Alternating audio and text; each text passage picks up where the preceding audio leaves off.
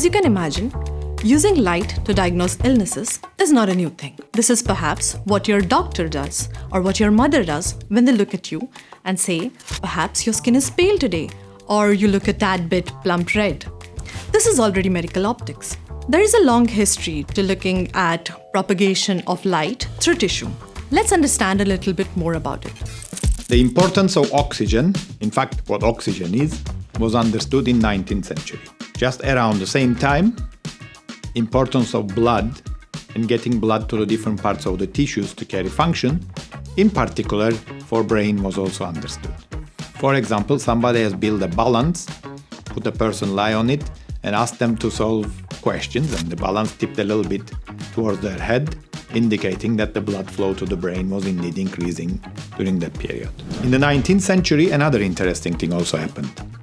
Just around the same time that they understood what oxygen is, how important it is, this blood flow, they also understood that the oxygenated species of hemoglobin and deoxygenated species of hemoglobin had different spectra. If you think about it now, this was obvious. You look at your arm, you see these bluish veins containing deoxygenated blood, you bleed and you have this super bright red substance coming out which changes colors over time. When you put all these things together, people said, let's use light to look into oxygen. Around the same time, medicine was also trying to become more quantitative, and people have started putting giant lumps on the heads of babies who had really big heads.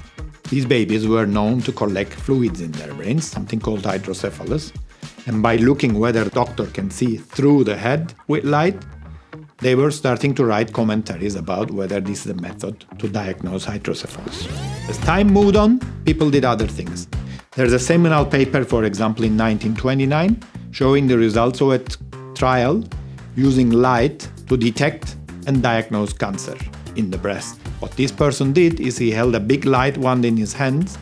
He asked the woman to sit on a rotating chair and turn them around while moving this wand. And in a dark room, he inspected the breast and did tedious drawings of what he saw. And he was able to see tumors in the breast. Because he could not tell if this was a hematoma, the person had hit the chest somewhere and blood was pooling, or if this was a good cancer or a bad cancer. Around the same time, early 20th century, aviation became important. People started to go onto planes and the pilots were fainting because there wasn't enough oxygen. So somebody said, I know light goes through tissue. I know oxy and deoxyhemoglobin have different spectra. I think I can do physics with this thing, and started to put light through people's earlobes and looked at the pulsating signals to try to look at the arterial oxygenation and to try to figure out how to avoid the pilots from fainting. All these things kept developing over time, related to many applications. I told you the biggest barrier was the lack of physical knowledge. The physical knowledge came in details in 1970s, and people started to apply proper physical equations to these things and started to get quantitative signals.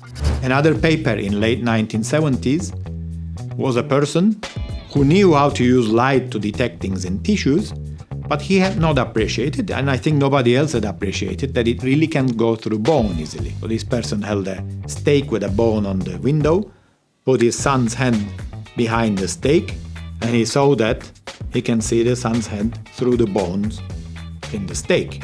And he said, voila, I can get this thing into the brain of adult humans. And that opened the area of neuromonitoring. As time progressed, with better ways of delivering light, detecting light, better physics, better algorithms, we are now going back into that little gadget that I said we liked. We hope you enjoyed this brief glimpse into the history of medical photonics. It is very important to understand the history because, of course, we stand on the shoulders of giants. And it would save us a lot of time if we already knew what others had done before us.